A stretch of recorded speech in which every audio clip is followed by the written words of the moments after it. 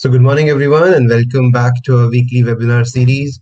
We are happy to see that today is our 150th webinar, and we are super enthusiastic about this one. It's a milestone that we have achieved. Over to Anil, sir.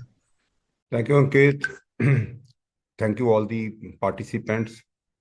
Thank you giving us motivation. And we have reached 150th episode of our AAA weekly webinar series. Yes, the journey has been complete 150 weeks without a gap, barring all difficulties, everything, all hurdles. Yes, we could cross that. There has not been even a gap of 1 week. Every week, Saturday, 11 a.m., we have been able to achieve. Thank you, our team. Thank you very much, our audience, for motivating us.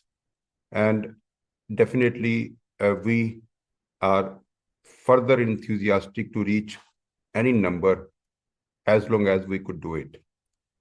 So the subjects that we attend in this weekly webinar series is insolvency, SARFAESI, and anything which is related to these two subjects.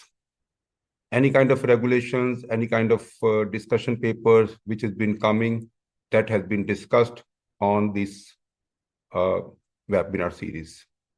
All the webinars that we do are also posted on our YouTube channel, which is in the name of AAA Insolvency.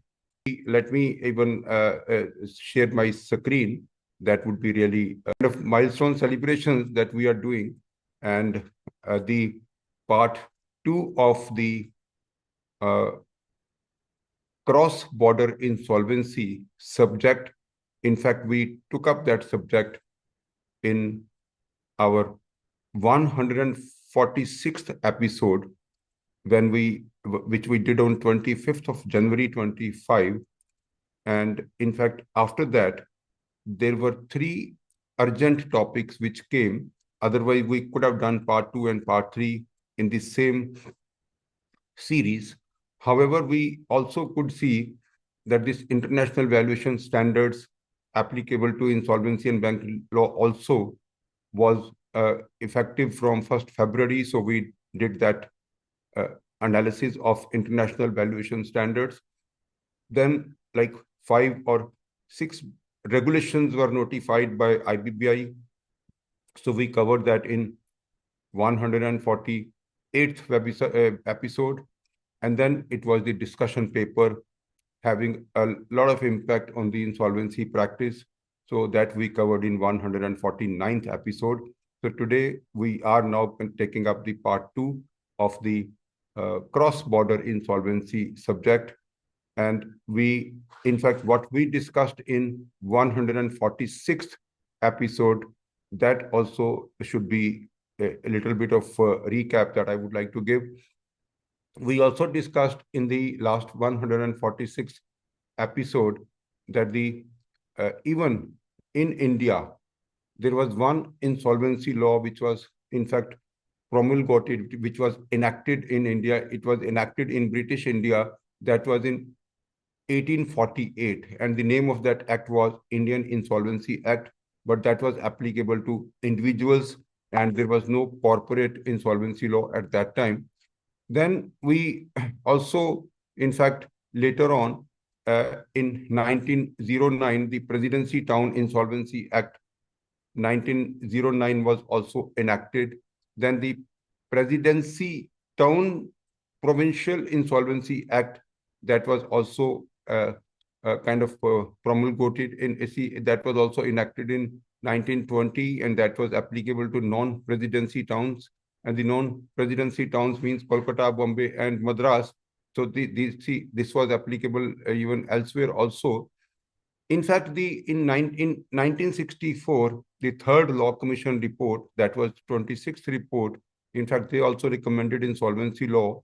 And in case thereafter, in case we see in Iradi Committee report in 2000, in Mitra Committee report in 2001, and then finally Insolvency Law Committee, that is in 2018. In fact, everyone recommended that we should adopt UN-CITROL model law on cross-border insolvency that was made by United Nations uh, Commission in 1997, and that should have been, and thereafter there was some parliamentary standing committee on finance in 2021 and 2024. They also covered this part, cross-border insolvency, they covered in their report. And we also discussed that presently under IBC, there are only two sections which are dealing with cross-border insolvency, that is section 234 and 235 of the IBC. And then we also would be discussing from today onwards. In fact, you would probably recall that some other uh, alternatives were also discussed. Other options were also discussed, like the protocols. There is another process called protocols that was also discussed. And in that protocol, we also discussed that it was used in Jet Airways case.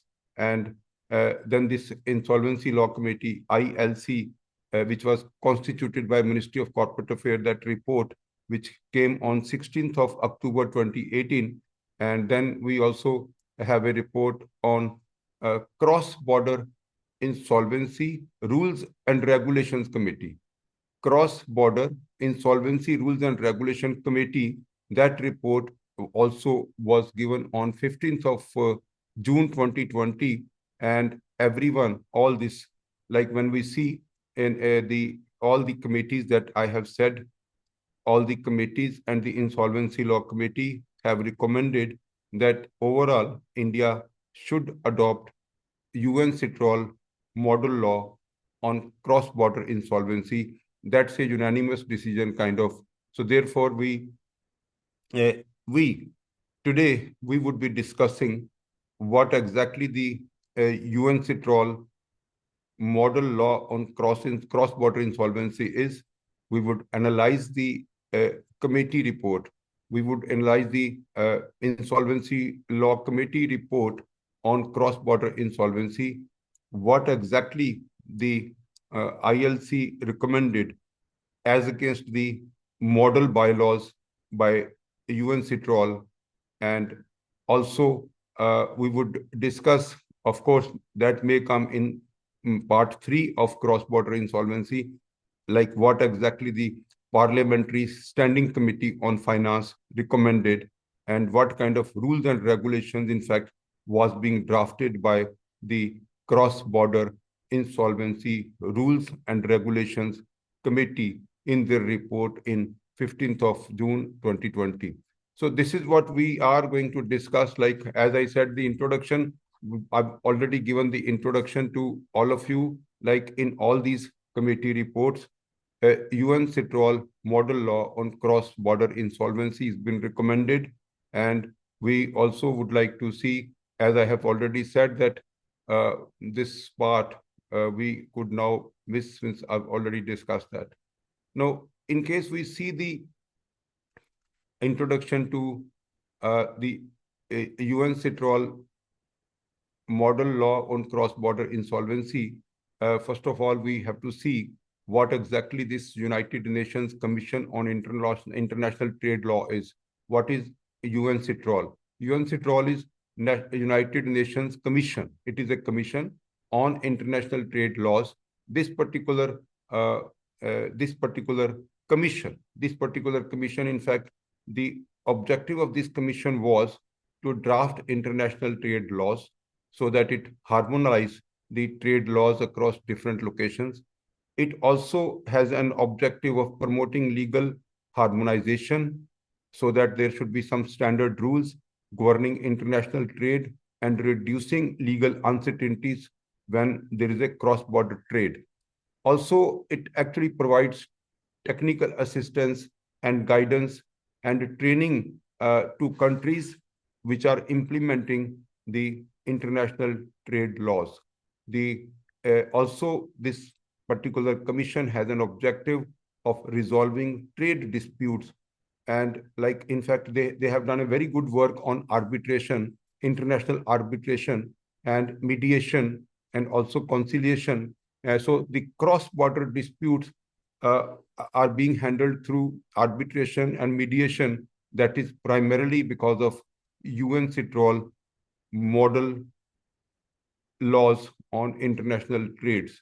So in India, India is a this uh, this commission is a subsidiary body to the UN General Assembly. This was established in 1966, and India is a founding member of this commission. Like, see the uh, this particular uh, model bylaws for cross-border insolvency.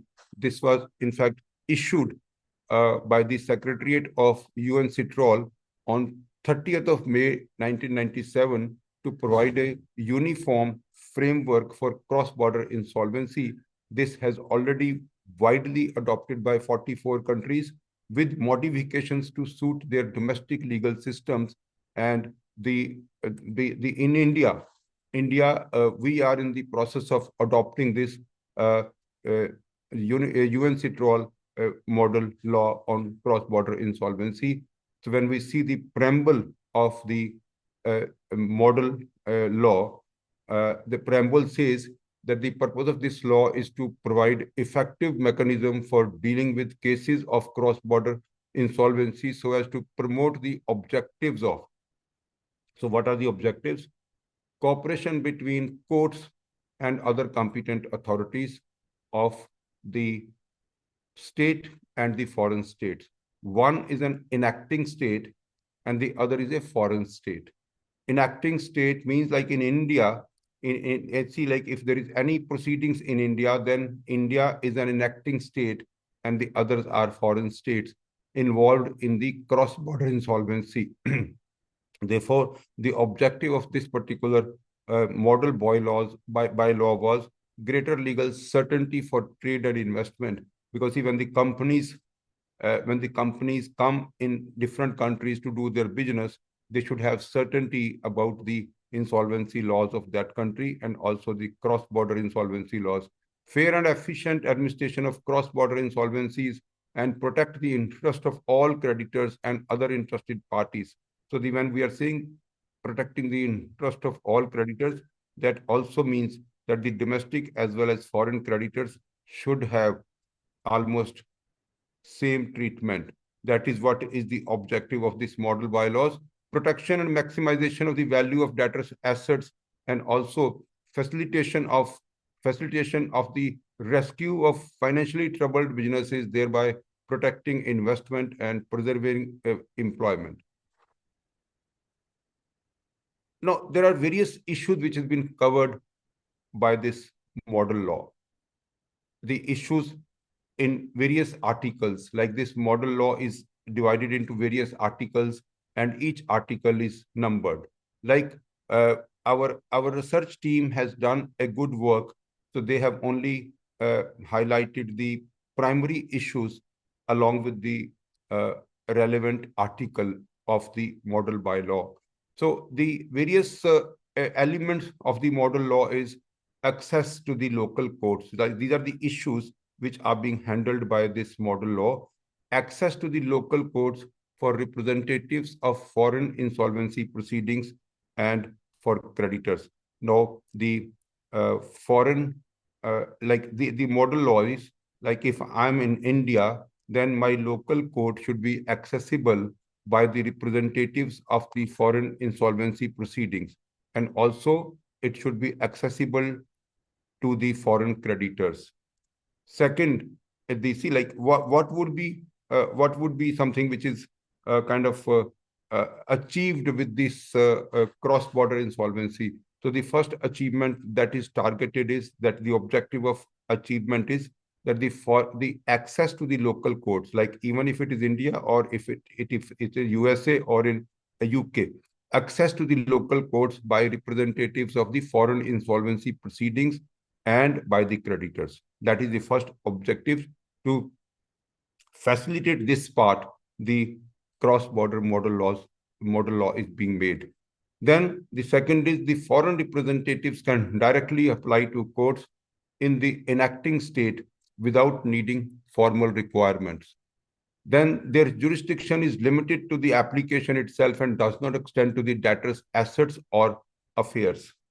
Foreign representatives can initiate local proceedings and seek recognition of foreign proceedings. So there are two issues. One, that if they want to commence local proceedings, or they want that the foreign insolvency proceedings should be recognized in India, or for an Indian, the Indian insolvency proceedings should be recognized in other jurisdictions. That is what is another objective. Foreign creditors, other objective is that the foreign creditors should have the same rights as the local creditors to participate in the insolvency proceedings. Now, one by one, in case we take up these issues one by one, so then we can start with the recognition of foreign proceedings. Now, in case any insolvency is started in USA and that particular insolvency has some assets in India or has some businesses in India or maybe some subsidiary companies in India, we will handle it in detail, like what exactly about the subsidiary companies, because the laws are different in different jurisdictions regarding treatment of subsidiary companies, because still the group insolvency is a matter which is applicable in some jurisdiction, it is not applicable to some jurisdiction. So therefore, we will also talk about the subsidiary companies coverage, but the businesses and the assets of a foreign company in India, and then for the businesses and assets of an Indian company in other jurisdictions, that is what. And for that, first thing is recognition of foreign proceedings. In case there are proceedings in USA against a company, and then whether those proceedings can be recognized in Indian courts or not, that is the first thing before that. So in the recognition, like what is recommended, what is the present law which is recommended by UN model law? It says the recognition of foreign proceedings is simplified under the model law, with recognition being refused only if it is manifestly contrary to public policy. So when this model law was adopted by USA and by UK in a very early stages, however, there was a lot of litigation whether the foreign proceedings will be recognized in the local jurisdiction or not. Because see, because this particular word manifestly contrary to public policy, in fact, was misused at various kind of jurisdictions by simply saying that it is against their public policy. Like in America, they have been using this manifestly contrary to public policy, and they have not been admitting various foreign proceedings in USA because they were saying that it is not compliant to our US patent protection law. It is also, and it is contrary to their investigating agencies law. So there were some objections that it was being raised. However, of late with the jurisprudence, in India has actually made it very clear that what is manifestly contrary to public policy, and it should be used in a very, very rare cases. That is what India has decided. We will cover up in the next few slides. And the second is the foreign representatives need not authenticate supporting documents in any special way. That's what is mentioned in Article 15 of model law. Now, what is the what is the process of authenticating supporting documents? In fact, we studied that there is a Hague Apostille Convention that held in 1961, and they, in fact, the entire discussion was how the documents generated in one jurisdiction would be valid to be presented in a court in any other jurisdiction. So that was the Hague Apostille Convention. Hague is a city in Netherlands where this convention took place. And in fact, the various processes were defined how the documents would be authenticated, documents generated and created in one jurisdiction how those can be acceptable in other jurisdiction. So there was a process which was defined as notarization, and then there was another which was important, that was apostolization.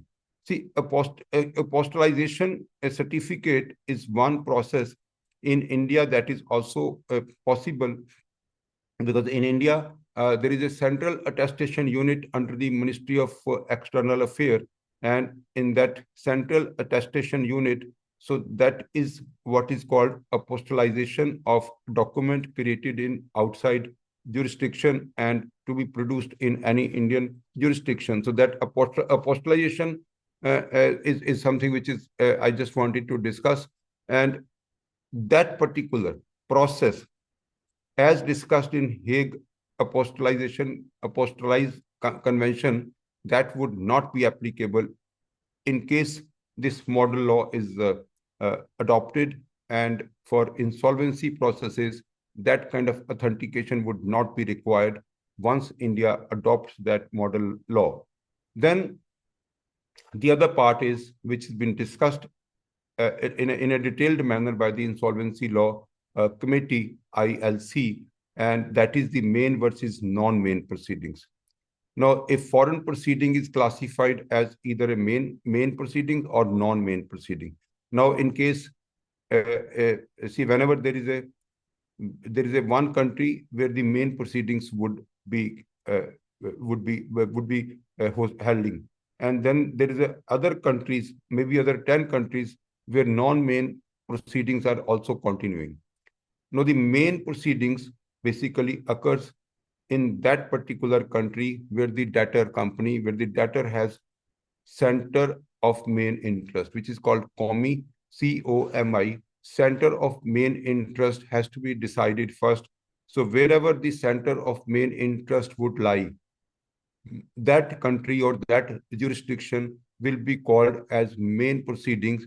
And in all other countries, wherever that particular company or any other or assets are there are some assets or there are some businesses, all those places, it will be called as non-main proceedings. So let us first of all see the main proceedings and non-main proceedings. For deciding about the main proceeding, it is the center of main interest, which is 𝐄𝐚𝐚I. That is important. Center of main interest. So the first part is any proceedings in a jurisdiction other than India. First of all, there will be a recognition of those foreign proceedings in India. Once those proceedings are recognized in India, or any Indian proceedings are recognized overseas, then there will not be any requirement of apostolization or notarization of all the documents. So that process would be completely waived. And then second process would be to understand which is the main proceedings and where are the non-main proceedings. So in case a country is coming in India, and then first of all, it will be decided whether the recognition of the proceedings are being recognized as main proceedings or as non-main proceedings. Because in main proceedings, there are different kind of reliefs that can be asked. We'll touch base later on. And in the non-main proceedings, it is different kind of reliefs and interim reliefs which can be available to the applicants. So therefore, the important part is, first of all, recognition, maybe for Indian companies or Indian main proceedings outside. For Indian creditors outside, they will have to see the, first of all, recognition of the foreign proceedings. Then once the recognition is done, then the second part would be to understand whether it is a main proceedings or a non-main proceedings, and that will be decided by 𝐄𝐚𝐚I, center of main interest. And therefore, I'm trying to analyze this model law and what kind of changes are suggested by Insolvency Law Committee, which suits Indian environment and the Indian circumstances. So that is where I am trying to kind of explain. Now, the another concept which is covered in the Insolvency Law Committee report is the relief to assist foreign proceedings. Now, there are reliefs which can be interim relief, and there can be a relief which can be a kind of mandatory reliefs or even discretionary reliefs. So one is interim relief, the other is the mandatory relief, and the other is discretionary relief. Now, when we talk about the interim relief, as we have seen in India, that while the application is made, there is an immediate moratorium. Whereas in the case of companies, that immediate interim relief is not available. The relief only comes, which is a mandatory relief, when the order for insolvency is passed. Therefore, in this cross-border insolvency also, there are some reliefs which can be interim relief, and some reliefs can be which are mandatory relief, like Section 14 moratorium is a mandatory relief, and there are some discretionary reliefs. So that is the what kind of reliefs would be allowed for to a cross-border insolvency. That is also an issue that actually would be covered by us. Then the other issue is the cooperation amongst the courts of states where the debtors' assets are located or debtors' businesses are located, and coordination of concurrent proceedings. The model law, in fact, promotes cooperation between courts and insolvency administrators across jurisdiction to promote uh, efficiency, allowing communication before recognition and throughout the concurrent proceedings. That's what is also allowed. So all these issues, whatever I have discussed, all these issues have actually been deliberated in detail in the report of Insolvency Law Committee on cross-border insolvency. The Insolvency Law Committee was uh, formed by Ministry of Corporate Affairs, and this report was dated 16th of October 2018. So this particular report, in fact, as I said, the committee was constituted in November 2017, and the report was given in 2018, and the committee recommended that the UNCITRAL model law on cross-border insolvency should be adopted, and it is better for recognition, access, and judicial cooperation in cross-border insolvency. It also proposes that COMI, the Center of Main Interest Determination, a reciprocity-based approach, and safeguards for domestic interest through a new Part Z in the IBC. Now, what ILC has recommended that we should not adopt the model bylaw as it is. We should amend the model bylaw wherever that amendment is required, and we should insert that in Insolvency and Bankruptcy Code as Part Z. So whenever it will be notified as Part Z if the report of the committee would be adopted by government while introducing cross-border insolvency in Indian law. So the Part Z in the insolvency law is recommended, and Part Z is supposed to be modification of the model bylaws by UNCITRAL on cross-border insolvency. The committee also highlighted that the existing provisions under the IBC, that is Section 234 and 235, were insufficient for addressing cross-border insolvency. The committee also recommended that the UNCITRAL model law on cross-border insolvency should be adopted to provide a comprehensive framework which would require modification for the Indian context, as the UNCITRAL model is globally acceptable. The adoption of this model law will ensure the precedences of domestic insolvency laws and allowing denial of relief if it conflict with the enacting country's public policy.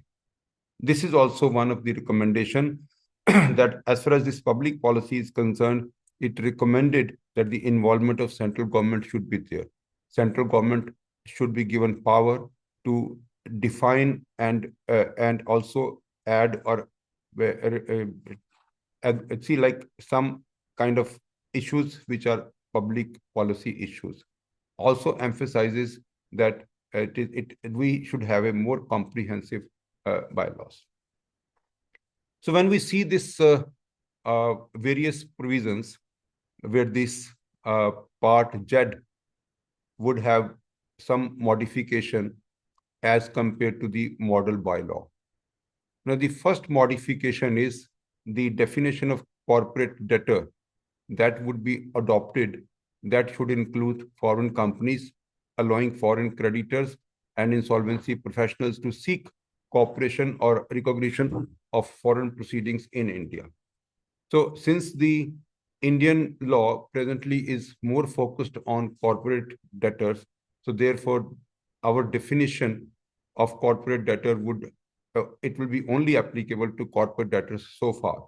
And also it was suggested that the section 375 subsection 3 and clause B of the Companies Act 2013 somehow deals with some part of the foreign companies. In fact, when we studied this section, it deals with the winding up of the unregistered companies.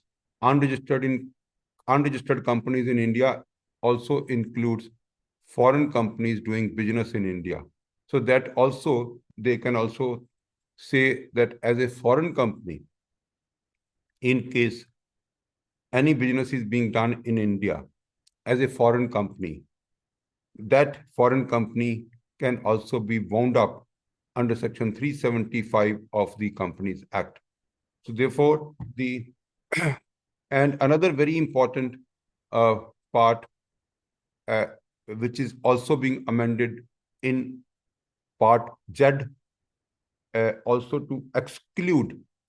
See, in Indian insolvency, presently, the banks, insurance companies, mutual fund companies, and also the share brokers, and also the NBFCs are excluded from insolvency law because they have a separate insolvency law where the Reserve Bank of India is empowered to start their insolvency and to appoint an administrator.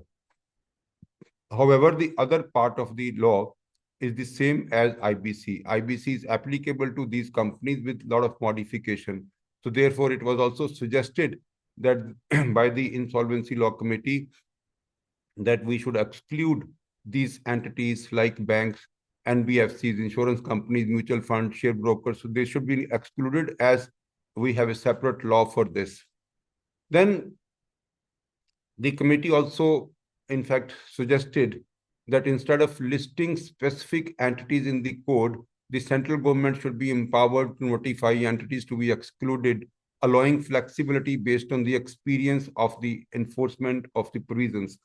Like I said, I named few category of companies like the banks, insurance, mutual funds, share brokers, NBFCs. So then it is also suggested by the ILC that the central government should have the power to notify any kind of entities which are to be excluded from cross-border insolvency provisions. Also, Insolvency Law Committee deliberated that with or without reciprocity requirement, like the we should adopt the law. We should adopt the law, model law, with or without the reciprocity requirement. Like the countries like South Africa, Mexico, and Romania have adopted the model laws with this requirement, with or without reciprocity. Because see, presently, in case we see the procedure code of our CPC or CRPC, in CPC and CRPC, there are provisions where we have the provisions regarding execution of foreign decrees in India or execution of foreign orders from a court in India. And all these provisions are there, but that is presently based on the reciprocity arrangements. And however, the model law it says that it should be with or without reciprocity. It should be adopted in all scenarios, in all cases. So, Ankit, anything that we actually can talk about regarding the questions, or in case you would like to add? Because see, this is something that I'm discussing the Insolvency Law Committee report, how they have suggested, what kind of modification they have suggested, and what impact will it have in Indian uh, cross-border insolvency processes and regulations. Yes, Ankit. So two present scenarios that I think everyone, or rather three things that I think everyone will be interested to understand. So if there is a company that an Indian company that goes into insolvency through the NCLT process, and an insolvency professional comes into place, and that company has some foreign assets. So what is the current framework that, and how does the current framework maybe help in easing out the process of recovering those assets for the RP or for the liquidator who is working in the Indian scenario? Number two, we can look at the opposite also, where somebody else has been appointed as the RP in some other country. And in that case, if that person reaches out to an RP in India and asks that, okay, how can you help me with this matter? I have these assets, or this company has these assets in India, or has this registered office in India. What kind of provisions are there to kind of assist that foreign insolvency professional to take care of certain parts? Although this is a very, like very few cases in India that will be applicable here, because in case I talk about legalities, then most of the foreign companies who are doing sizable business in India will be working through a subsidiary, or or some kind of corporation or some entity, legal entity. Very few will be working through a branch office or a foreign office where the entity is not a separate entity and the legal entity remains the foreign entity itself. Then, of course, lastly, I think it's important to understand that what kind of opportunities are available through this model or through the cross-border insolvency for Indian resolution professionals, because many professionals might be interested in exploring opportunities abroad, or doing some kind of work where they're able to add value to somebody else's work that is happening abroad. So one of the questions that insolvency professional Mr. Yogendra Singhal has asked is also about that the amount was transferred from India to outside India by CD through fraudulent transaction. Can it be recovered or not? So the recovery, of course, can be based on a Section 66 order here, but then yes, the procedure then will be the maybe in the normal procedure to recover that amount from that foreign entity that has benefited from the entire process. So yeah, over to you. I think that perspective can help. So, see, Ankit, what perspective that you are saying is definitely very, very important. Probably you have picked up from the various questions which has been coming from the audience. One, in case any Indian insolvency proceedings are not presently recognized in any of the foreign jurisdictions. So therefore, whatever powers that an insolvency professional or a liquidator or an RP is getting under the Indian law, that powers are not effective in foreign jurisdiction. So for taking control and custody, we need a court order, and that court order from Indian NCLT that would not be valid in any foreign jurisdiction. So therefore, in case I take that Indian court order to a foreign police station that I have a order in my hand, I want to take the custody and control on this asset, that would not be permitted. So therefore, for presently, in case there are any assets which are overseas, it has to be a separate proceedings in an overseas court. And even I believe the resolution professional appointed by the Indian court would also not be recognized in a foreign court.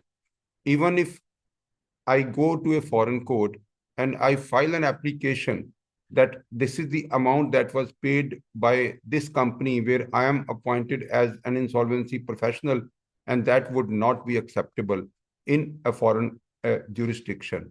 So therefore, presently, recovery of an asset located outside would probably need a separate filing of an application in that respective court, and then only and the court can pass an order recognizing, first of all, recognizing Indian court order appointing you as insolvency professional or as a liquidator, as an RP. First of all, accepting that order. And then after accepting that order and also taking the evidences of those particular ownership of those assets, then any local court can pass an order that yes, this person has an entitlement to sell the asset. This person has an entitlement to take control and custody of the asset and hand over to the buyer. So that is the process that presently would be done. However, in case the uh, this cross-border insolvency law is applicable, it is adopted, it is notified. After that, the first thing would be in a foreign court, the Indian insolvency proceedings will be recognized. After the recognition, then the second thing will be whether it is a main proceeding or it is the non-main proceedings. That will depend where the 𝐄𝐚𝐚𝐢𝐥 is. And once the 𝐄𝐚𝐚𝐢𝐥 is in India, then that other court will say, yes, there is a insolvency proceeding that we recognize. Then there is a foreign representative that we also accept that this person is a representative in this insolvency proceedings. Then they will say, yes, this asset, he has, the foreign representative has the right to take control and custody of that asset. Then immediately after that, once they have do all this, then the foreign representative in that country, maybe USA, for example, will have the power to take over that asset and sell that asset and transfer the title to somebody else, and also remit that proceeds back to India. So this is all that process, even after the cross-border insolvency is implemented in India. But before even cross-border insolvency is implemented, then it would be very difficult to go to any foreign jurisdiction and first of all start proceedings again, get recognition of who you are. So that is presently not possible. So this is what, Ankit, this was the first part of your question. What is the second part of your question, Ankit? So similarly, I believe and I understand that those companies, those countries which will have a reciprocal provision in their laws will also then be able to use the Indian professionals for assets located in India where insolvency is started abroad.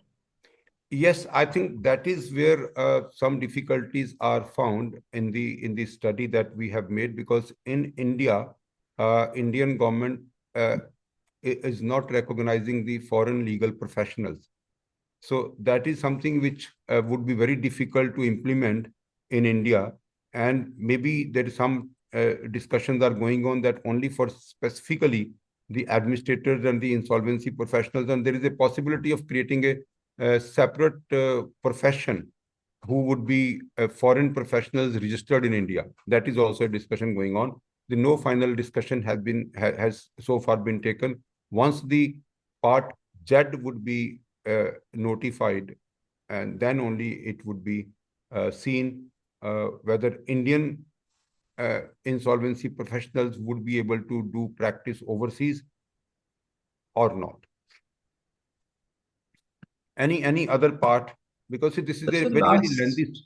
Yes, I think the only last part is that those professionals who are practicing in India and who would want to practice abroad. So I believe that they will have to go through the entire process of whatever is the requirement for them to become an insolvency professional or whatever they call it abroad. There is no process available right now for them to cut short the requirements per se to kind of achieve the same result in lesser time or with lesser effort. The way I think chartered accountants in India have some recognition in international some countries internationally. So I believe it will take some time for that recognition to come in. That was the third part that I was talking about. So here I have a slightly different study. One, that if an Indian professional would be recognized in a foreign jurisdiction, that would be restricted to the insolvency processes only. And that would be restricted only in that process where he's already appointed as a representative or as an administrator or as an RP by an Indian court. So therefore, I still don't think that there will be a requirement of passing an exam or getting a registration done overseas. However, in India, the government is thinking that in case we will allow foreign representatives in insolvency proceedings, the IBBI may create another professional category that will be only and only restricted to foreign representatives like administrators or even lawyers. And they would be only and only be participating into the proceedings where they have been appointed by a foreign court, not as a general practitioner. That's what is the thought process, and not as a general practitioners.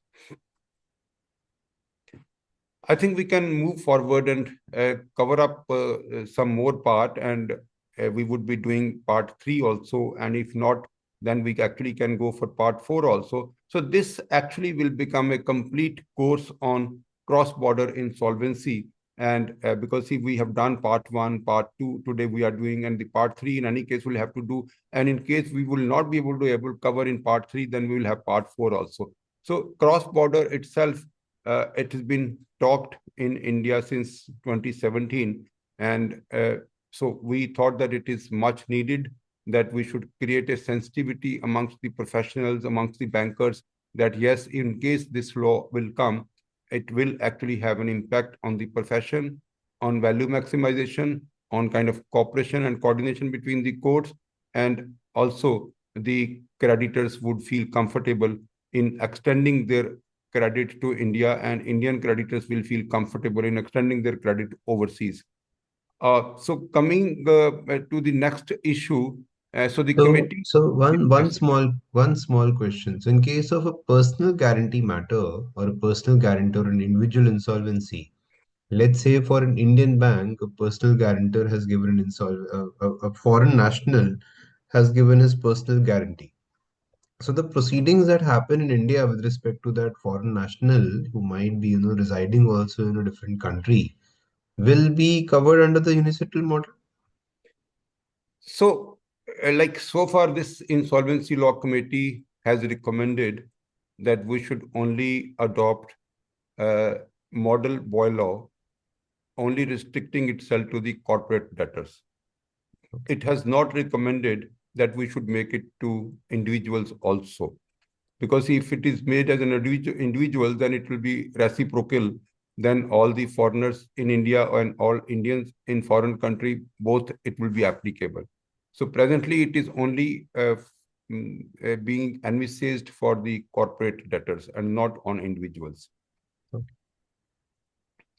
So the committee also considered that the Indian insolvency infrastructure and global position, so therefore recommended that we should adopt the model law on reciprocity basis.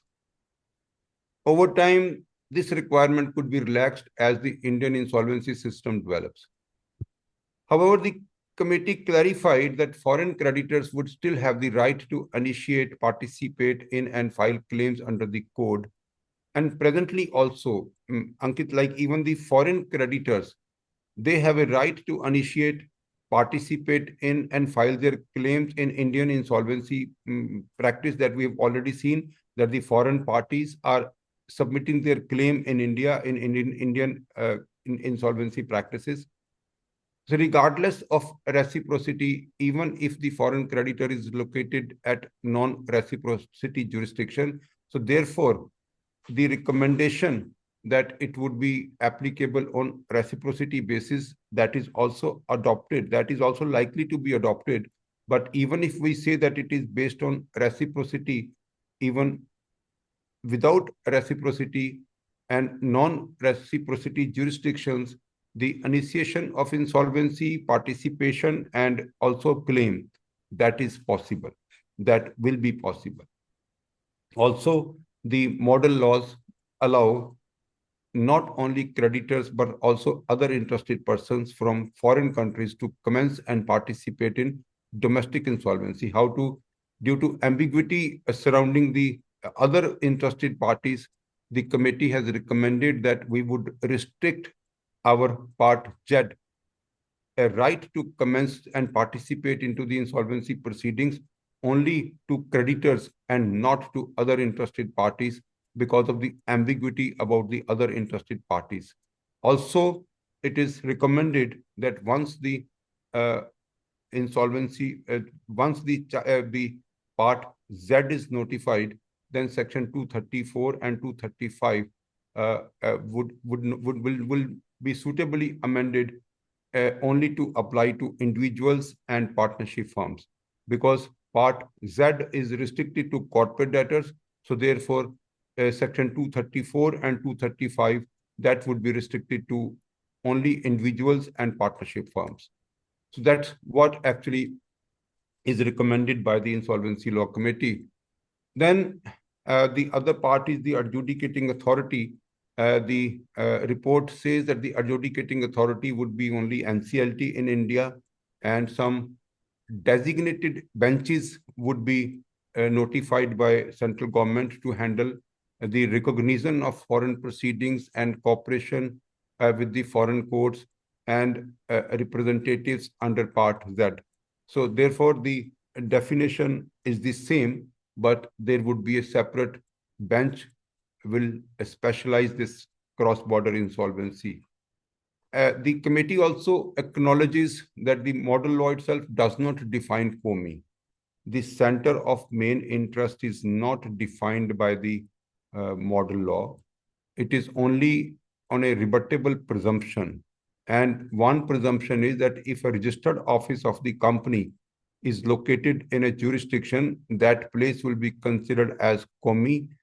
And in fact, the adjudicating authority should be independently assessing the 𝐄𝐚𝐚𝐢𝐥 of a particular corporate debtor, and that is simply not should be the registered office of the company.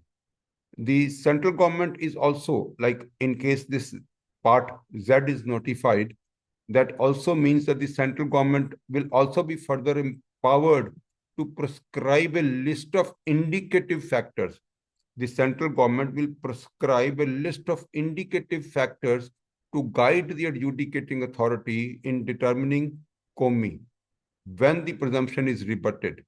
So therefore, the 𝐄𝐚𝐚𝐢𝐥 is also difficult because the committee also discussed whether this human mean, like how many human are working in a particular jurisdiction, that human mean requirement should be stressed or not. Then the look back period also should be considered for determining 𝐄𝐚𝐚𝐢𝐥. Then non-main proceedings and main proceedings, what should be the kind of matter which depends upon 𝐄𝐚𝐚𝐢𝐥. So in fact, in Part Z, the definition of establishment is very important. The definition broadly tracks definition provided in Article 2 of model law. This definition assumes significance since the model law limits recognition as foreign non-main proceedings to proceedings in countries where the debtor has an establishment. Now, in human mean requirement, the committee considered whether to remove human mean requirement or not.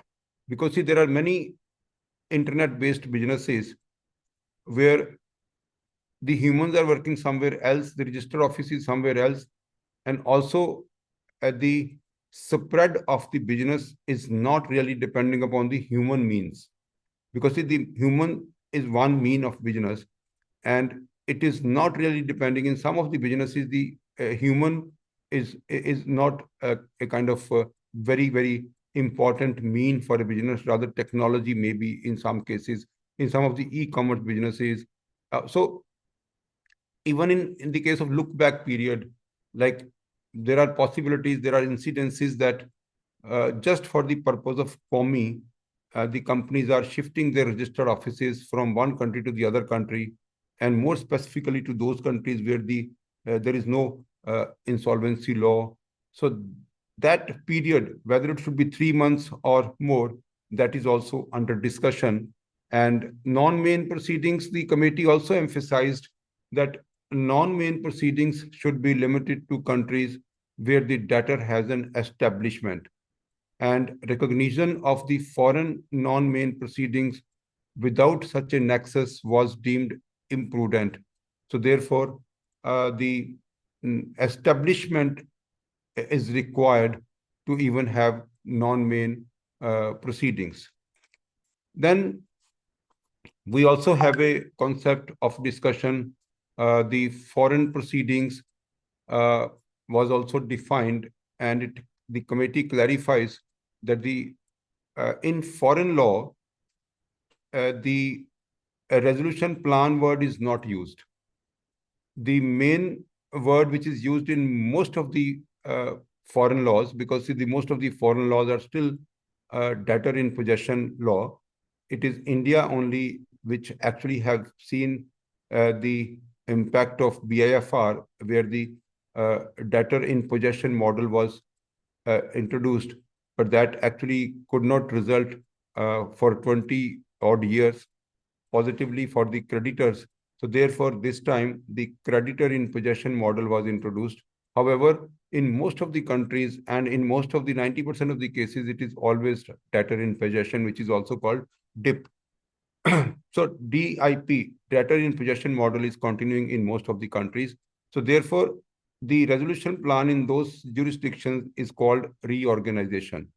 So this reorganization word should be changed as resolution, because in our code, it is the resolution. So it is not reorganization. Even in our pre-package, it is called resolution.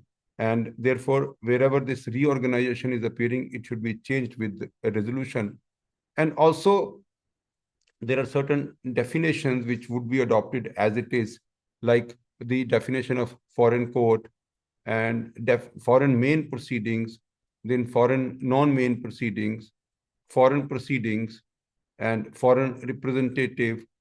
Now, the foreign representative mean a person or a body authorized in a foreign proceeding to administer the reorganization or the liquidation of the corporate debtors' assets or affairs, or to act as a representative of a foreign proceedings, and includes any person or a body appointed on an interim basis. So foreign representative could be equivalent to our interim resolution professional, liquidator, or bankruptcy trustee. So this all these words taken together would be considered as a foreign representative in a foreign jurisdiction, and any administrator or any body appointed for reorganization, for liquidation in a jurisdiction like America or UK, they may be called there as administrator, but in India, in cross-border insolvency, they would be called foreign representative. So we as insolvency professionals would be called as foreign representative in foreign jurisdiction, and their administrator or their liquidator or their entities who are appointed as liquidator or as administrator, they would be called as foreign representative in Indian courts. So that is what is the like various definition that actually would be very clear. So, Ankit, we would start our next part 3, that from the interpretation of public policy, because this particular issue regarding public policy, where it is first process is a recognition of a foreign proceedings in your own jurisdiction, and it can be denied based on manifestly contrary to the public policy of India, and it is actually adopted by most of the countries, and most of the countries have been using this particular word in favor of the assets in their country. So in the next part, which is part 3 of the cross-border insolvency, we would be starting from the interpretation and the various kind of judicial pronouncements on what is the interpretation of public policy, and how word manifestly is very important. It is all being discussed in the Insolvency Law Committee. for the day-to-day, we can still see in case there are certain questions, and we can try to answer that. And this is the, yes, Ankit. So Lalitji, he has a question. He says that in Macquarie Bank was a Shilpi cable case. This bank filed the case under Section 9 and recovered money from the CD. So his question is this type of cross-border insolvency? So I believe that the unilateral law kind of talks about how the legal professionals will be able to access the other countries' courts and other countries' proceedings to take matters forward. However, in this case, I understand that the Macquarie Bank must have engaged lawyers in India that might have been through some network of their own lawyers in their own country or through, some kind of connection. There are many lawyers, many advocates in the country who are representing foreign individuals of foreign companies.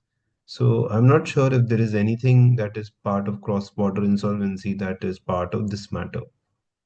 See, I think I clarified a couple of minutes back that even if there is no reciprocity, still, what is possible in the present insolvency law, that will continue to be possible even with those countries where there is no reciprocal arrangement. So what is possible presently and what would be possible with those countries where there would not be any reciprocal arrangement? One, that any creditor can come to India and file an application against a company where the dues are payable in a foreign jurisdiction.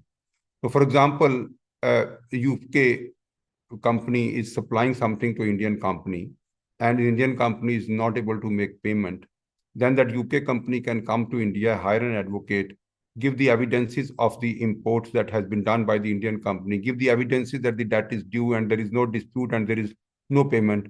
That will be an application which can be filed in Indian court by an Indian lawyer based on the documents of import by the Indian company, export by a foreign company, and non-payment.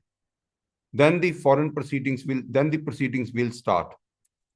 After the proceedings are started, all the foreign creditors or domestic creditors will file their claim, and all the creditors will have a classification as per Section 53, and accordingly the committee of creditors will pass a resolution plan. That is what is presently also possible, and that will be possible in future also, even if there is no cross-border insolvency, even if there are countries in which there is no reciprocal arrangement. All right, so I think that clarifies, and I think we can we all the questions that we had, we have already taken them up. So I think we can close the session. We are also running out of time. Okay, thank you very much. So we are concluding today 150th webinar, and I would only request bless us. You please bless us, and you pray for us that we continue and we have the same energy to continue this till infinity. Thank you very much. Thank you everyone. Thank you so much.